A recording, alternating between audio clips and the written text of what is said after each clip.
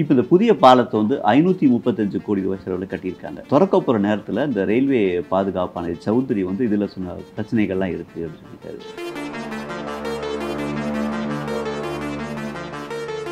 அவர் ரொம்ப கடுமையான வார்த்தைகளை கூட பயன்படுத்தியிருக்கிறார். அதாவது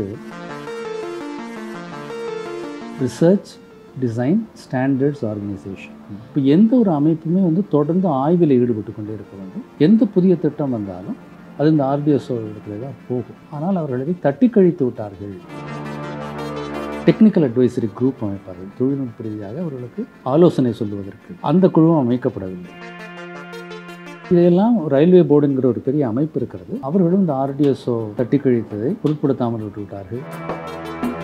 அது சரியானது என்று தான் நான் நினைக்கிறேன். வாவ் தமிழா நேயர்களுக்கு வணக்கம். பாம்பன் ரயில் பாலம் திறக்கப்பட இருக்கு. இதை பற்றி பேசுறதுக்காக வந்திருக்கார் பொறியாளர் மு. ராமநாதன் அவர்கள். வணக்கம் ராமநாதன். வணக்கங்க. அதாவது இது பொறியியல் ரீதியாக ரொம்ப முக்கியத்துவம் வாய்ந்தது. அதே அளவுக்கு வரலாற்று ரீதியாக கலாச்சார ரீதியாகவும் மிகவும் முக்கியத்துவம் வாய்ந்த பாலம் இது. இது வந்து கிழக்கித்திய கம்பெனி வந்து 1870 முதல்ல ஒரு திட்டம் வகுக்கிறார்கள். அப்போ அது வரைக்கும் ராமேஸ்வரம் ஒரு தீவாகத்தான் இருந்தது. ராமேஸ்வரத்தை பாம்பனோடு இணைக்க வேண்டும் என்பது தான் முதல்ல அவர்கள் போட்ட திட்டம். இப்போ பாம்பன்லேருந்து ராமேஸ்வரம், அப்புறம் ராமேஸ்வரத்துலேருந்து தனுஷ்கோடி, தனுஷ்கோடியிலிருந்து தலைமன்னார் வரைக்கும் ஒரு நீண்ட பாலம் அமைப்பதாக ஒரு திட்டம் போட்டார்கள். அதற்கு அந்த நாளில் 3 கோடி ரூபாய்க்கும் குறைவான மதிப்பீடு, 2.9 கோடி மதிப்பீட்டில் ஒரு திட்டம் வகுத்தார்கள். அது பிரிட்டிஷ் பாராளுமன்றத்திற்கு போனது. அவர்கள் அதை பரிசீலித்தார்கள். ஆனால் அதை அங்கீகரிக்கவில்லை. செலவு அதிகமாக இருக்கிறது என்று சொல்லிவிட்டார்கள். 70 லட்சம் ரூபாயை அனுமதித்தார்கள். அதில் தான் இந்த பாம்பன்லேருந்து ராமேஸ்வரம் வரைக்குமான பாலம் கட்டப்பட்டது. பாரதியார் பாடியிருக்கிறார், சிங்களத்தீவினுக்கு ஒரு பாலம் அமைப்போம் அப்படின்னு பாடியிருக்கிறார். அந்த கனவு இன்றளவும் கனவாகவே இருக்கிறது. நாம் இன்னும் சிங்களத்தீவுக்கு பாலம் அமைக்க வேண்டியவர்களாகத்தான் இருக்கிறோம். அது ஒரு பக்கம். ஆனால் இந்த பாம்பன்லேருந்து ராமேஸ்வரம் வரைக்குமான பாலம் 1914 பயன்பாட்டுக்கு வந்தது. அன்று முதல் இது சிறப்பாக இயங்கி கொண்டிருந்தது. இதில் என்ன பிரச்சனை, அது வரைக்கும் ஒரு தீவாக இருந்த ராமேஸ்வரம் மக்கள் அப்போது தான் முதலாக அவர்களுடைய மீன்பிடி பொருட்கள், ஜவுளி பொருட்களை எல்லாம் எடுத்துக்கொண்டு பாம்பனுக்கும் நம்முடைய மெயின்லேண்டுக்கும் வருவதற்கு ஒரு வாய்ப்பாக அமைந்தது. அதை வணிக ரீதியாக அந்த மக்களுக்கு பெரிய பலனளித்தது. 1983 கருப்பு ஜூலை மாதம் என்று ஈழ வரலாற்றில் குறிக்கப்படுகிற மாதம். அதற்கு பிற்பாடு ஆயிரக்கணக்கான ஈழத்தமிழ் அகதிகள் வந்தார்கள். அவர்களெல்லாம் அந்த பாலத்தின் வழியாகத்தான் பாம்பன் முகாமுக்கு வந்து சேர்ந்தார்கள். டாக்டர் அப்துல் கலாம் அவருடைய சுயசரிதியிலே சொல்லியிருக்கிறார். அவர் பள்ளிக்கூடத்தில் படிக்கிற போது அதிகாலையில் வந்து பாம்பனில் வந்து செய்தித்தாள்களெல்லாம் வாங்கி கொண்டு ராமேஸ்வரம் தீவுக்கு வந்து வீடுகளுக்கெல்லாம் விநியோகிப்பார். அது அவருடைய செலவுக்கு அந்த பணத்தை பயன்படுத்துவார் என்றெல்லாம் சொல்லியிருக்கிறார். ஆகவே இது கலாச்சார ரீதியாக, பண்பாட்டு ரீதியாக, வரலாற்று ரீதியாக ரொம்பவும் முக்கியத்துவம் வாய்ந்த பாலம். 1964 புயலில் அது அதிகமாக பாதிக்கப்பட்டது.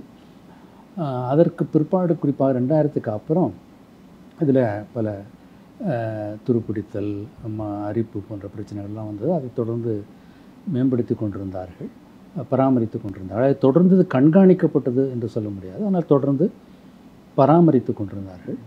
ஆனால் ஒரு கட்டத்தில் இதை வந்து நாம் அடுத்து இன்னொரு பாலம் கட்ட வேண்டும் என்று முடிவு செய்து 2019 பாரத பிரதமர் நரேந்திர மோடி அவர்கள் இதற்கான அடிக்கல் நாட்டினார். அப்போவும் இந்த பாலம் பயன்பாட்டில் தான் இருந்தது. 2022 வேண்டாம், இது வந்து முதல்ல அதனுடைய அனுமதிக்கப்பட்ட வேகம் என்பது 50 கிலோமீட்டர், மணிக்கு 50 கிலோமீட்டர். அதை கொஞ்சம் கொஞ்சமாக குறைத்து கொண்டு வந்தார்கள். அதில் காற்று வேகம் அடிக்கிற போது ரொம்ப குறைத்தார்கள், எல்லாம் பண்ணாங்க. அப்போ 2022 இல்லை, இதை பயன்படுத்த வேண்டாம் என்று முடிவு செய்து விட்டார்கள். ஆனால் அதற்கிடையில் 1988 ஒரு சாலை பாலம் கட்டப்பட்டது. தேசிய நெடுஞ்சாலை 49 நீட்சியாக ஒரு சாலை பாலம் கட்டப்பட்டது. அப்போது பிரதமராக இருந்த ராஜீவ்காந்தி திறந்து வைத்தார். இந்திரா காந்தி அம்மையாருடைய பேரில் அந்த பாலம் இன்றளவும் இயங்கிக் கொண்டிருக்கிறது. அது கூட இந்த ரயில் பாலம் இப்போது புதிய பாலம் திறக்கப்பட்டால் இன்னும் அது பயன்பாட்டில் இருக்கும். இது வந்து ஆன்மீக ரீதியாகவும் நமக்கு ரொம்ப முக்கியமானது. வட இந்தியாவையும் தென்னிந்தியாவையும் ஆன்மீக ரீதியாக இணைக்கிறது என்று கூட சொல்லுவார்கள். வட இந்தியாவில் காசியில் விஸ்வநாதரை வழிபடுகிறவர்கள் தென்னிந்தியாவில் ராமேஸ்வரத்தில் ராமநாத சுவாமி வழிபடுவதற்கும், இங்கே இருக்கிற நம்முடைய மக்கள் ராமநாதரை வழிபடுகிறவர்கள் விஸ்வநாதனை வழிபடுவதற்கும் ஆனால் ஒரு இணைப்பாக கூட இந்த பாலம் அமைந்தது. இது ஆன்மீக ரீதியாகவும் வரலாற்று ரீதியாகவும் ரொம்ப முக்கியத்துவம் வாய்ந்த பாலம். அதன் அடிப்படையில் இப்போ அது புதுப்பிப்பதும் புதிதாக கட்டுவதும் அவசியமான விஷயங்கள்.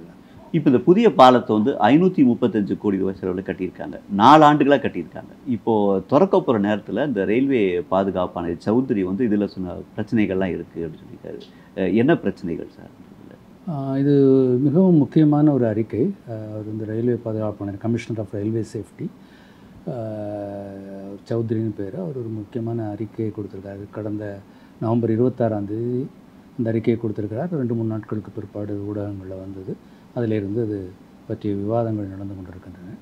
அவர் இந்த அறிக்கையை ரொம்ப அதாவது அதில் 2 விஷயத்தை நம்ம வந்து இதில் புரிஞ்சுக்கணும். ஒன்று என்ன சொல்லியிருக்காருன்னா, இந்த பாலத்திலே இந்த ரயில் இதில் போகலாம் என்று அவர் அனுமதித்து விட்டார். அதாவது ஒரு பலவீனமாக இருக்கிறது, இதில் பயன்படுத்த முடியாது என்கிற மாதிரியான அச்சங்கள் எல்லாம் பரவி கொண்டிருக்கிறது. அந்த நேரத்தில் நாம் அதில் கவனம் கொள்ள வேண்டிய விஷயம் வந்து அவர் ரயில் போக்குவரத்தை அனுமதித்திருக்கிறார்.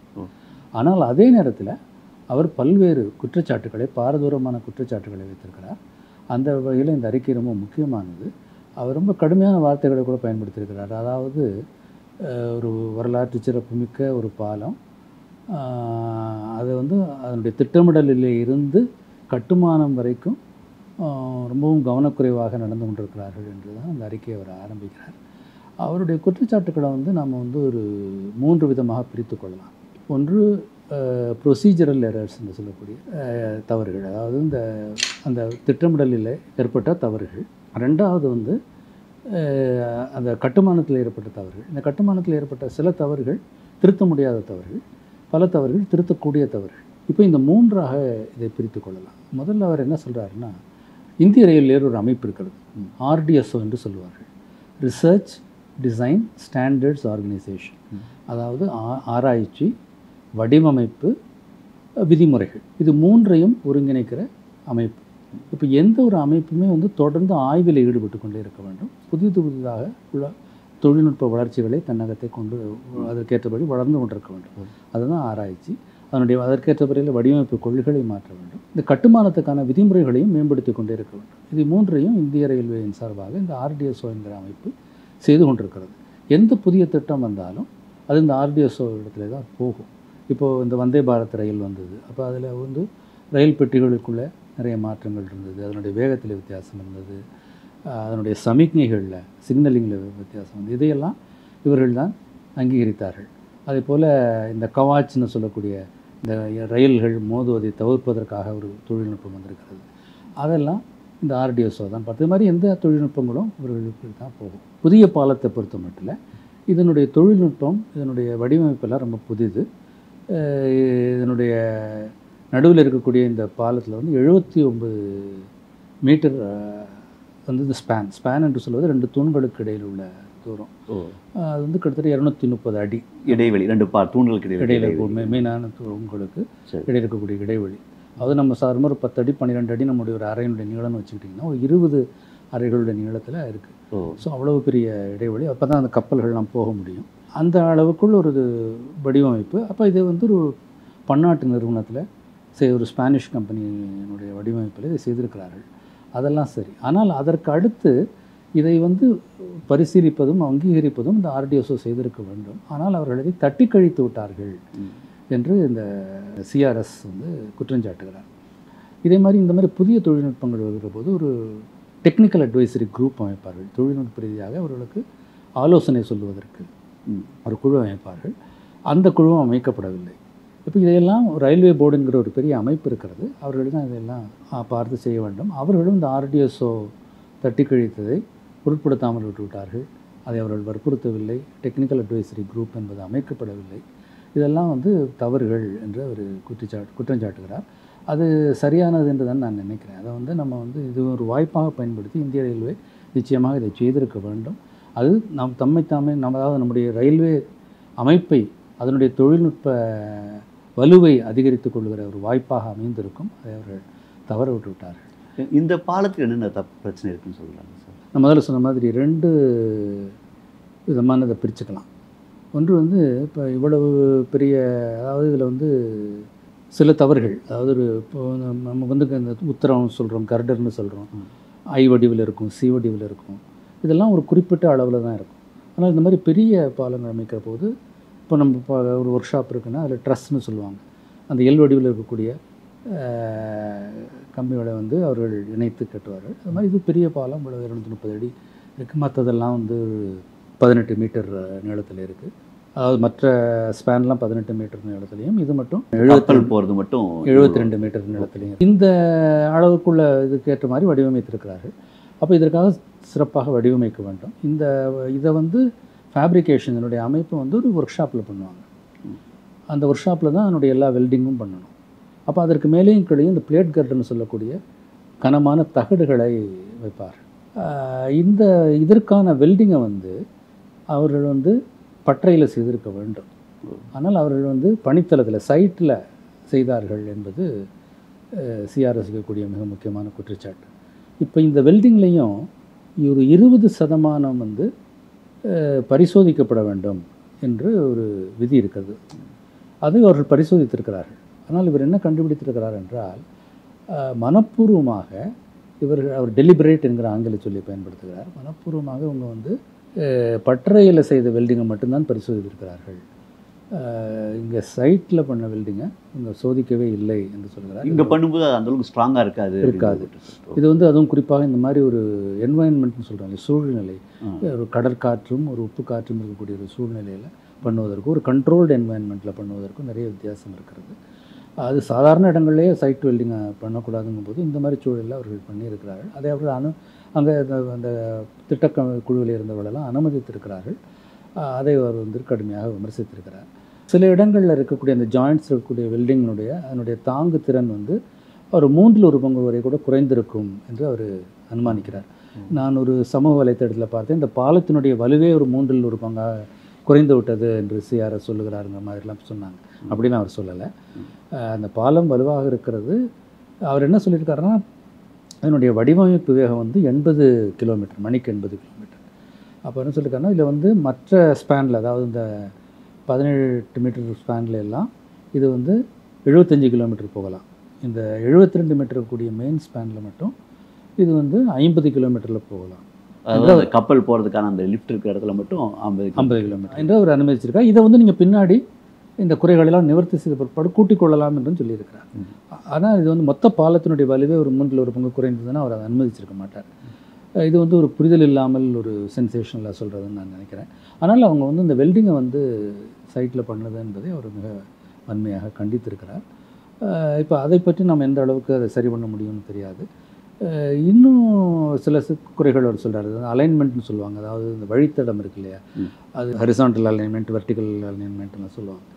அதில் வந்து குறைகள் இருக்குது அப்படின்னு சொல்கிறாரு. சமிக்கைகள், அதனுடைய இந்த சர்க்கியூட் டயக்ராம்ஸ், அதில் வந்து அவர்கள் நிறைய வந்து கைகளிலே திருத்தம் பண்ணி செஞ்சுட்டாங்க, இதெல்லாம் இன்னும் முறைப்படுத்தவில்லை என்று சொல்லுகிறார். அதே மாதிரி இங்கே பாம்பனில் இருக்கக்கூடிய ஸ்டேஷன் மாஸ்டர், அங்கே இருக்கக்கூடிய பாயிண்ட்ஸ்மேன், இவர்களுக்கான பயிற்சி குறைவாக இருக்கிறது என்ற ஒரு கருத்து சொல்லியிருக்கிறார். இதெல்லாம் நம்ம நிச்சயமாக சரி பண்ணிவிட முடியும். இவர் ரயில்வேல இருந்துட்டு எப்படி சார் இவ்வளோ குற்றச்சாட்டுகள் வைக்கிறார் ரயில்வே பாதுகாப்பு? இது ஒரு நல்ல கேள்வி. இது வந்து ஆரம்ப காலத்துலேருந்து என்ன பண்ணியிருக்காங்கன்னா, இவர் வந்து ஒரு ரயில்வே பொறியாளர் தான், ரயில்வே எக்ஸ்பர்ட் தான். ஆனால் இவர் வந்து ரயில்வே மினிஸ்ட்ரிக்கு கீழே வரமாட்டார். இவர் வந்து சிவில் ஏவியேஷன் மினிஸ்ட்ரி கீழே, விமானத்துறைக்கு கீழே வருவார். அப்படி ஒரு அமைப்பை வைத்திருக்கிறார்கள். அது நிர்வாக ரீதியாக அவர் ரயில்வேலே இருந்தால் இவர் 2 பேருக்கும் ஒரே தலைவர் இருப்பார், ஒரே தலைமை பொறியாளர் இருப்பார், அல்லது ஒரே டைரக்டர் இருப்பார் என்பதனால அவர்கள் ஆரம்பத்திலேருந்து இப்படி நிர்வாக ரீதியாக இப்படி பிரித்து வைத்திருக்கிறார்கள். ஆகவே அவர் ரயில்வே துறையில் எக்ஸ்பர்ட்டாக இருந்தாலும் ஒரு சுயேட்சையாக இயங்கக்கூடிய ஒரு தன்மை இந்த சிஆர்எஸ்க்கு இருக்கிறது. இப்போ இந்த சிஆர்எஸ் வந்து எல்லா ரயில், இப்போ இந்த மெயின் ஸ்ட்ரீம் ரயில்வே மட்டும் இல்லை, எல்லா மெட்ரோ ரயில்களுக்குமே இந்த சிஆர்எஸ்னுடைய சேவையை தான் பயன்படுத்துகிறார்கள். எந்த மெட்ரோ ரயில் ஓட வேண்டும் என்றாலும் அந்த கட்டுமான பணியெல்லாம் முடிந்த பிற்பாடு இந்த சிஆர்எஸ் வந்து அவருடைய சோதனையெல்லாம் முடிந்து அவர் சான்றளித்த பிற்பாடு தான் இந்த ரயில் ஓட முடியும். இப்போ இந்த பாம்பன் பாலம் வந்து பழைய பாலம், அது வந்து 1914 கட்டினது. அது இன்னுமே ஸ்ட்ராங்காக இருக்குது, கொஞ்சம் கொஞ்சமாக அது வலுவிழந்துருக்கு. ஆனால் இது கட்டும்போதே இவ்வளோ பிரச்சனைன்றாங்க. என்ன வித்தியாசம் ரெண்டுத்துக்கும், அந்த கட்டுனதுக்கும் இப்போ கட்டினதுக்கும் என்ன வித்தியாசம்? இதை வந்து சிஆர்எஸ் சொல்லியிருக்காரு, அது ரொம்ப வருத்தத்தோடு சொல்லியிருக்காரு. அதாவது 1914 வந்து இது கட்டப்படும் போது அதுக்கு ஒரு 5 ஆண்டுகள் முன்னாடியே தொடங்கிட்டாங்க. அப்போ கட்டப்படும் போது இரும்பு உருக்காலை என்பதே வந்து இந்தியாவில் கிடையாது. இரும்பு ரீதியான எந்த தொழில்நுட்பமும் கிடையாது. நான் வந்து கொச்சியில் ரொம்ப நாள் பணியாற்றினேன். அங்கே வந்து அது வந்து ஒரு ட்வின் சிட்டிஸ்னு சொல்லுவாங்க, இரட்டை நகரங்கள். எர்ணாகுளம் ஒரு பக்கம் இருக்கும், கொச்சின் ஒரு பக்கம் இருக்கும். ரெண்டையும் இணைக்கிற, ரெண்டுக்கு நடுவில் அரபிக்கடலினுடைய பேக் வாட்டர்ஸ், அது ரெண்டையும் இணைக்கிற ஒரு பாலம் இருக்குது. அதுக்கு வெந்துருத்தி பாலம் என்று பெயர். அதுவும் இரும்பு பாலம் தான். அப்போ அந்த மாதிரி வெள்ளைக்காரர்கள் வந்து இந்த மாதிரி நமக்கு புதுமையாக இருக்கக்கூடிய அந்த கச்சா பொருட்களே இல்லாத போது அந்த இரும்பு எல்லாம் கப்பலில் கொண்டு வந்து அந்த தொழில்நுட்பத்தை கொண்டு வந்து இங்கே கட்டினார்கள். அதெல்லாம் அப்போ அந்த வெந்துருத்தி பாலம் கூட சமீபத்தில் தான் இப்போ வந்து இன்னொரு புதிய பாலம் கட்டினார்கள். அந்த பழைய பாலம் அப்படி இருக்குது, ஒரு காட்சி பொருளாக வைத்திருக்கிறார்கள். அந்த அளவுக்கு அதை சிறப்பாக அவர்கள் செய்திருக்கிறார்கள். முன்னாடி சொன்ன மாதிரி அது தொடர்ந்து கண்காணிக்கப்படக்கூட இல்லை. ஆனால் இப்போ கொஞ்சம் பிரச்சனைகள்லாம் வந்த பிற்பாடு அதை பராமரிப்பு செய்தார்கள். அப்போ அந்த அளவுக்கு அவர்கள் வந்து தொழில்நுட்ப ரீதியாக அதை மிக கவனத்தோடு செய்திருக்கிறார்கள். இப்போ நமக்கு இன்னும் வாய்ப்பும் வசதிகளும் அதிகமாக இருக்கிறது. அப்போல்லாம் காங்கிரீட் தொழில்நுட்பங்கள்லாம் பெருசாக வரல, இப்போ வந்திருக்கிறது. நாம் இன்னும் அதை சிறப்பாக செய்திருக்க வேண்டும். அதை செய்யலை அப்படிங்கிறது தான் சிஆர்எஸும் அதில் தன்னுடைய அறிக்கையில் குறையாக சொல்லுகிறார். இந்த பாலம் இன்னும் திறக்கவே இல்லை. ஆனால் அதுக்கு முன்னாடியே வந்து பல தூண்களில் வந்து கடல் அரிப்பு ஏற்பட்டிருக்கு. இது இன்னும் பெரிய பிரச்சனையாகுமா? இது ரயில்வே கேட்டால் இது வந்து ஒன்றும் ஆகாது, 35 வருஷத்துக்கு அப்படி தான் இருக்கும், நாங்கள் அதுக்கேற்ற மாதிரி பெயிண்ட் பண்ணியிருக்கோம் அப்படின்றாங்க. அது வந்து அதாவது சர்வதேச அளவில் வந்து அதிகமாக அரிப்பு ஏற்படக்கூடிய இடங்களில் ஒன்று. அது எல்லாருக்கும் தெரியும். அதற்கேற்றபடி தான் அது வடிவமைக்கப்பட்டிருக்கிறது. இப்போ இந்த புதிய தொழில்நுட்பத்தின்படி அவர்கள் வந்து அது ஒரு ஆன்டி கரோசிவ் பெயிண்ட் எல்லாம் சொல்கிறாங்க. அதனுடைய ஆயுட்காலம் 35 ஆண்டுகள் என்று சொல்கிறார்கள். சில தூண்களில் வந்து அவர்கள் வந்து இரும்பு கம்பிக்கு பதிலாக ஸ்டெயின்லெஸ் ஸ்டீல் கம்பிகள்லாம் பயன்படுத்தணும் என்றெல்லாம் சொல்கிறார்கள். அதெல்லாம் சரி. ஆனால் அது அவர் என்ன சொல்கிறாரு, இப்போ இதெல்லாம் முறையெல்லாம் இருக்குது, ஆனால் அரிமானம் தென்படுகிறது அப்படின்னு சொல்கிறார். அப்போ நாம் இன்னும் கவனமாக இருக்க வேண்டும். அதை வந்து கவனமாக கண்காணிக்க வேண்டும், பராமரிக்க வேண்டும். ஆனால் இதை வந்து சரி பண்ண, அது வந்து இப்போ நடந்து விட்டது. ஆனால் இது தொடர்ச்சியான கண்காணிப்பின் மூலம் இதை நாம் சரி செய்து விட முடியும் என்றுதான். இப்போ இது வந்து 2 கிலோமீட்டர் நீளம், அதுக்கு வந்து 101 தூண்கள் இருக்குது அப்படின்னு நினைக்கிறேன். அந்தளவுக்கு அது வலிமையாக தான் கட்டியிருக்காங்க. அந்த ஆமாம், அதாவது அந்த தூண்களும் அந்த கர்டர்களும் அந்த பாலங்களும் அந்த என்ன அதற்கான பாரம் தாங்க வேண்டுமோ அதற்கேற்ற வகையில் தான் வடிவமைக்கப்பட்டிருக்கிறது. இதில் வந்து இன்னொரு குற்றச்சாட்டு அவர் சொன்னது வந்து, இந்த பாலங்கள் அந்த தூண்கள்லாம் நீங்கள் கேட்டிங்களே, அதை கட்டும்போது அதை சுற்றி வந்து ஒரு இது அமைச்சுக்குவாங்க, ஒரு பைல்ஸ், ஒரு தற்காலிகமாக ஒரு சுவர் மாதிரி அமைத்துக்கொள்வார்கள். அது வந்து அப்போ அந்த நேரத்தில் அது கட்டுகிற போது அதில் இருக்கிற தண்ணியை வெளியேற்றுவதற்கும் பலமாக கட்டுவதற்கும் இதை வந்து இந்த ஃபெலினா பைல்ஸுங்கிற மாதிரி சொல்லுவாங்க. இதற்கான வடிவமைப்பு அங்கீகரிக்கப்படவில்லை அப்படின்னு சொல்கிறார். இதை வந்து அவங்க அந்த வெளிநாட்டு நிறுவனம் இதற்கான வடிவமைப்பை தந்திருக்க மாட்டார்கள். அதில் ஒன்றும் தப்பு இல்லை. அது வேறு யாரையா வச்சாவது செஞ்சுருக்கலாம், உள்நாட்டிலே செய்திருக்கலாம், அதை பற்றி ஒன்றும் இல்லை. ஆனால் இதை வந்து யாரும் பரிசோதித்தாகவோ அங்கீகரித்தாகவோ தென்படவில்லைன்னு சொல்கிறார். இப்போ இதில் ஒரு கேள்வி எழலாம், அது வந்து ஒரு தற்காலிகமாக செய்வது தானே, ஏன் அதுக்காக இவ்வளோ முக்கியத்துவம் கொடுக்கணும் அப்படின்னு ஒரு கேள்வி வரலாம். ஆனால் அப்படி இல்லை. அது தற்காலிக பணியாக இருந்தாலும் அதை நாம் ரொம்ப கவனத்தோடு செய்ய வேண்டும். அது கட்டுகிற காலத்தில் அது சரியாக கட்ட வேண்டும். அது அப்போ அங்கே அந்த தொழிலாளர்களுடைய பாதுகாப்புக்கும் முக்கியமானது, அந்த கட்டுமானத்துக்கும் முக்கியமானது. அப்போ இந்த மாதிரி அவர்கள் நிச்சயமாக அதை வந்து யாரோ வடிவமைத்திருக்கிறார்கள், அதில் ஒன்றும் இல்லாமல் அது செய்ய முடியாது. ஆனால் அந்த வடிவமைப்பை ஒரு முறையாக சமர்ப்பித்து அங்கீகரிக்கிற ஒரு நடைமுறையை அவர்கள் கைக்கொள்ளவில்லை. அதே மாதிரி அவர் வந்து இந்த சைட் வெல்டிங் எல்லாம் பற்றி பேசுகிற போது என்ன சொல்கிறாருன்னா, அது வந்து ரொம்ப அக்டோபர் மாதம் வந்து சென்னையில் இருக்கக்கூடிய தலைமை பொறியாளர் தான் அதை அங்கீகரித்திருக்கிறார் அப்படின்னு சொல்கிறார். அதுக்கெல்லாம் கட்டி முடித்த பிற்பாடு இதை செய்திருக்கிறார்கள். அதாவது இதில் 3 கட்டங்கள் இருக்குது. ஒன்று வடிவமைப்பு, அதை வந்து இந்த ஸ்பானிஷ் நிறுவனம் செய்திருக்கிறார்கள். அதற்கு பிற்பாடு இப்போ இந்திய ரயில்வேலேருந்து இதற்கு என்ன பதில் சொல்லியிருக்கிறார்கள் என்றால், நாங்கள் வந்து இதை ஐஐடி மெட்ராஸ் அவர்களிடத்தில் கொடுத்து இதை நாங்கள் சரிபார்த்தோம்னு சொல்லியிருக்கிறார்கள். அதுவும் சரி. அது வந்து இதுக்கு இண்டிபெண்ட் டிசைன் செக்கர் அப்படின்னு சொல்லுவார்கள். அதாவது ஒருத்தர் வடிவமைத்ததை அவர்களோடு தொடர்பில்லாத இன்னொரு திறமையாளர்கள், வல்லுநர்கள் பரிசோதிப்பு, அதுவும் நடந்திருக்கு. இதற்கு 3ஆவதாக இன்னொரு கட்டம் இருக்குது. அது வந்து இந்த வடிவமைப்பை அங்கீகரிப்பது. இதெல்லாம் சரியாக இருக்கிறது. இது இப்போவும் அந்த ஸ்பானிஷ் நிறுவனத்தினர்களான் அவர்களுடைய அந்த டிசைன் ரெஸ்பான்சிபிலிட்டி இருக்கும், அந்த வடிவமைப்புக்கான பொறுப்பு அவர்களிடத்தில் இருக்கும். ஆனால் இன்னொருத்தர் இண்டிபெண்ட்டாக செக் பண்ணணும், 3ஆவதாக ஒருத்தர் அதை அப்ரூவ் பண்ணணும். இப்போ இந்த அப்ரூவல் என்பதில் தான் இங்கே கேப் இருக்குது. இதை நிச்சயமாக இந்த ஆர்டிஎஸ்ஓ மாதிரி அமைப்புகள் செய்திருக்க முடியும். அவர்கள் இதை எடுத்துக்கொண்டிருக்க வேண்டும். அவர்களுடைய பயிற்சி பெற்ற பொறியாளர்களை கொண்டு உலக அளவில் பல இடங்களில் இந்த இது இருக்குது. இதற்கேற்றபடி இந்த வடிவமைப்பை அவர்கள் பரிசோதித்து அவர்கள் இதை அப்ரூவ் பண்ணியிருந்தாங்கன்னா அப்போ வந்து இப்போ இந்த மாதிரி இப்போ சொல்கிறாங்க இல்லையா சைட் லெவல் பண்ணாங்க.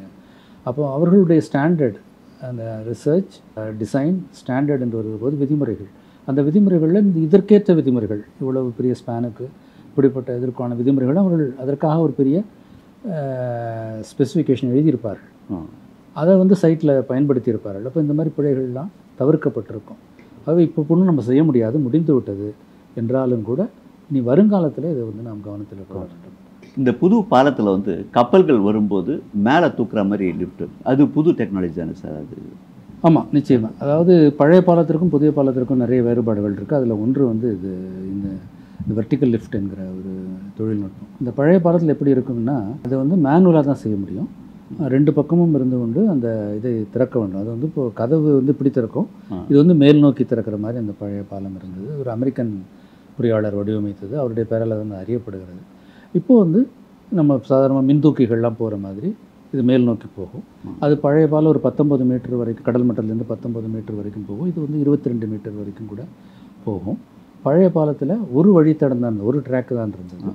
இப்போ அவர்கள் வந்து 2 வழித்தடங்களை வைத்திருக்கிறார்கள். இப்படி பல விதத்தில் அந்த பழைய பாலத்திற்கும் புதிய பாலத்திற்கும் வித்தியாசம். பழைய பாலத்தில் 50 கிலோமீட்டர் தான் அதிகபட்ச வேகம் இருந்தது. இப்போ அது 80 கிலோமீட்டர் வரைக்கும் ஆக்கியிருக்கிறார்கள். அதனால் பழைய பாலத்தை விட புதிய பாலத்தில் பல விதத்திலும் தொழில்நுட்ப ரீதியாக பல விதமான முன்னேற்றங்களை, சமகால முன்னேற்றங்களை உட்படுத்தியிருக்கிறார்கள். இப்போது மத்திய ரயில்வே அமைச்சர் அஸ்வினி வைஷ்ணவன் சொல்லியிருக்காங்க, இது வந்து அறிவியல் அதிசயம் அப்படின்னு சொல்லியிருக்காரு. இந்த குற்றச்சாட்டுக்கெல்லாம் வச்சு பார்த்தா அது அதிசயம் கிடையாதா அப்படின்ற ஒரு சந்தேகம் வருது. இல்லை, அப்படி சொல்ல முடியாது. இது வந்து நிச்சயமாக வந்து பொறியியல் ரீதியாக ஒரு முக்கியமான ஒரு திட்டம்தான். பல நல்ல விஷயங்கள் இருக்கிறது. அது ஒரு பழைய பாலத்தை மேம்படுத்திய போது புதிய தொழில்நுட்பத்தை உட்படுத்தியிருக்கிறார்கள். அந்த வகையில் இது ஒரு இன்ஜினியரிங் மார்வல் என்று சொல்வதில் வந்து கருத்து வேறுபாடு இருக்க முடியாது. ஆனால் இதில் வந்து நம்ம டிஆர்எஸ் சாட்டியிருக்கிற குற்றச்சாட்டுகளை எல்லாம் நாம் வந்து திறந்த மனத்தோடு பரிசீலிக்க வேண்டும். இது அதற்கேற்ற வகையில் அதை மேம்படுத்த வேண்டும். இப்போ நான் வந்து என்னுடைய சொந்த அனுபவத்தில் நான் வந்து இந்தியாவில் தான் படித்தேன். இந்தியாவில் பல ஆண்டுகள் பணியாற்றிய பிற்பாடு வெளிநாடுகளுக்கு போனேன். வெளிநாடுகளில் பணியாற்றிய பிற்பாடு திரும்பவும் இந்தியாவில் வந்து பணியாற்றி, அப்போது எனக்கு வந்து என்ன தோன்றியது என்றால், அவர்கள் வந்து வெளிநாடுகளில் வந்து இந்த மாதிரி ஒரு பெரிய திட்டங்கள் வரும்போது எந்த விதத்திலையும் சமரசம் செய்து கொள்ள மாட்டார்கள். அவர்கள் வந்து ஒரு தரம் என்று நிர்ணயித்து விட்டால் அந்த தரத்தில் இருந்து எந்த காரணத்தை கொண்டும் இறங்கி வர மாட்டார்கள். ஆனால் நமக்கு வந்து இந்த பொறியியல் என்று இல்லை, சுபாவத்திலேயே ஒரு சமரச மனப்பான்மை இருக்கிறது. போதும், இப்போ மழை வெள்ளம் வந்ததா, 2 நாள் தண்ணி நிற்கிது, போகட்டும், பரவாயில்ல என்று எல்லா விதத்துலேயும் ஒரு சமரச மனப்பான்மை இருக்குது. இப்போ இந்த இதுலேயும் பார்த்திங்கன்னா இந்த ஒரு சிஆர்எஸ்னுடைய நீண்ட பட்டியலில் இந்த கர்டர் போயிருக்கிற இடத்துக்கு வந்து பேரிங்னு சொல்லுவாங்க. அந்த பேரிங்கில் வந்து பேரிங்க்கும் இதுக்கும் இடைவெளி அதிகமாக இருக்கிறது அப்படின்னு சொல்கிறார். இந்த ரயில்வேயில் இருக்கக்கூடிய இந்த ஸ்லீப்பருக்கும் அந்த தண்டவாளத்துக்கும் இடையில் இருக்கக்கூடிய இடைவெளி சில இடங்களில் அவர் செக் பண்ண இடத்துல குறைவாக இருக்கிறது என்று சொல்கிறார். இதெல்லாம் ஒரு புதிய திட்டத்தில் இது வந்து பெரிய தவறுகள் கிடையாது, இது சரி பண்ணி விட முடியும். ஆனால் இப்படி ஒரு திட்டத்தில் இப்படியான சின்ன சின்ன பிழைகள்லாம் வரவே கூடாது. அந்த அளவுக்கு நாம் வந்து ஒரு தரக்கட்டுப்பாடை மேம்படுத்த வேண்டும். இது வந்து பொறியியலுக்காக மட்டுமில்லாமல் ஒட்டுமொத்தமாக நம்முடைய மனநிலையிலேயுமே நாம் வந்து பெரிதினும் பெரிதுகள் அப்படிங்கிற ஒரு மனப்பான்மை நமக்கு இருக்கணும். நம்ம எந்த விதத்திலும் நம்முடைய தரத்தை, நம்முடைய தேவைகளை நாம் குறைத்து கொள்ளக்கூடாது, நாம் பெரிது கேட்க வேண்டும். அந்த வகையில் வந்து அவர் இன்ஜினியரிங் மார்வல் என்று அவர் சொல்கிறதில் வந்து நான் அது திட்ட ரீதியாக சரியானது. இப்போ நம்முடைய இந்திய ரயில்வேயை ஒட்டுமொத்தமாக பார்த்தீர்கள் என்றால் 1947 சுமார் 54,000 கிலோமீட்டர் இருந்தது. இப்போ 68,000 கிலோமீட்டர்னு இருக்குது. என்ன நடந்திருக்குன்னா, அது எல்லாமே அப்போ வந்து மீட்டர் கேஜாக இருந்தது, அதெல்லாம் அகல ரயில் பாதையாக மாற்றியிருக்கிறோம். ஆனால் நம்ம பெரிய அளவில் நீளம் கூட்டியிருக்கிறோமா, வேகத்தை கூட்டியிருக்கிறோமா, சரக்கு ரயில்களை அதிகப்படுத்தியிருக்கிறோமா அப்படின்னா பார்த்தா இல்லை. அதனால் சீனாவை பார்த்திங்கன்னா அதே காலகட்டத்தில் 25,000 கிலோமீட்டர் இருந்தது, இப்போ கிட்டத்தட்ட 78,000 கிலோமீட்டருக்கு வந்து விட்டார்கள். அவங்களுடைய வேகம் வந்து இங்கே வந்து சராசரி வேகம் 80 கிலோமீட்டர்னால் அவங்களுடைய சராசரி வேகம் 120 கிலோமீட்டராக இருக்குது. அவரோட சரக்கு பார்த்திங்கன்னா ஒரு கிட்டத்தட்ட 3/2 பங்கு ரயிலில் போகுது, நமக்கு 1/3 பங்கு தான் போகுது. அப்போ இந்த வகையில் நம்ம ரயில்வே துறை வந்து பெரிய அளவில் மேம்படுத்தி இருக்க முடியும். ஆனால் நம்ம வந்து கேட்குறதில்ல. இப்போ வந்து கீழம்பாக்கம் பிரச்சனை வந்தபோது பல சிக்கல்களை சொன்னார்கள். அதில் இருக்கக்கூடிய பிரச்சனைகள் எல்லாம் ஒரு புறம் இருக்கட்டும். இன்றைக்கு சென்னையிலே இருந்து சுமார் 1000 பேருந்துகள், அரசு பேருந்துகள் தென் மாவட்டங்களுக்கு போகுது ஒரே நாளில். தனியார் பேருந்துகளும் அந்த அளவுக்கு போகுது. அப்போ இவ்வளவு மக்கள் போகிற இடத்துல இவ்வளவு ரயில்கள் விடப்பட்டிருக்க வேண்டும். மக்கள் ரயிலில் போகிறது தான் விரும்புகிறாங்க. அதுதான் வசதியாக இருக்கிறது, அதுதான் சுற்றுச்சூழலுக்கு நல்லது. ஆனால் இவ்வளவு காலகட்டத்தில் இவ்வளவு பேர் பயணிக்கிற போது நாம் எத்தனை தடங்களை அதிகரித்திருக்க வேண்டும். அப்படிலாம் இருந்திருந்துன்னா இவ்வளோ பேர் பேருந்தில் போக மாட்டாங்க. மக்கள் விரும்பி பேருந்தில் போகலை. அவங்களுக்கு ரயிலில் டிக்கெட் கிடைக்கல. 4 மாதத்துக்கு முன்னாடி புக் பண்ணால் கூட கிடைக்க மாட்டேங்குது. அதனால் ஆகவே ரயில்வே துறையை வந்து நாம் பெரிய அளவில் விரிவுபடுத்த வேண்டும். அதற்கான அனுபவம் வாய்ந்த பொறியாளர்கள், அனுபவம் வாய்ந்த ஆலோசகர்கள், அனுபவம் வாய்ந்த அதிகாரிகள் நம்மிடத்தில் இருக்கிறார்கள். அப்போ அதை ஒட்டுமொத்தமாக நான் வந்து இந்த ஒரு பிரச்சனையாக பார்க்காமல் ரயில்வே துறையை மேம்படுத்துகிற பிரச்சனையாகவும், நம்முடைய மனநிலையை சமரசம் செய்து கொள்ளாத பெரிதினும் பெரிது கேட்கிற மனநிலையை வளர்த்து கொள்கிற விதமாகவும் நாம் இந்த பிரச்சனையை பார்க்க வேண்டும் நினைக்கிறேன். இப்போ இந்த மாதிரி பாலம் உலகத்தில் வேறு எங்கெல்லாம் இருக்குது சார்? இந்த பாம்பன் பாலம் மாதிரி வேறு இடங்கள்ல இருக்குது. ஸ்பெயினில் இருக்குது, ஹாம்பர்கில் இருக்குது. இது மாதிரி 3 நாளில் இந்த வெர்டிக்கல் லிஃப்ட்டே இருக்குது. அதெல்லாம் போய் இவங்க பார்த்துட்டுலாம் வந்தாங்க. இப்போ அந்த RVNLங்கிற அமைப்பு தான் இதனுடைய, அதாவது ரயில்வே துறை சார்ந்த ஒரு அமைப்பு தான் இதை என்னுடைய கட்டுமானத்துக்கு பொறுப்பு. அவங்க தான் என்னுடைய கான்ட்ராக்டர். அவர்கள் வந்து இந்த வெளிநாடுகளில் எங்கெல்லாம் இந்த மாதிரி பாலங்கள் இருக்கோ அதெல்லாம் பார்த்துருக்காங்க. பெரிய நிறைய இருக்குது. அது நீங்கள் உலக அளவில் எடுத்திங்கன்னா ஒரு 4-5 பாலங்கள் இருக்கலாம். பாம்பன் பாலத்தை பற்றி பல விஷயங்களை சொன்னீங்க. மிக்க நன்றி சார். ரொம்ப நன்றி, வாய்ப்புக்கு நன்றி.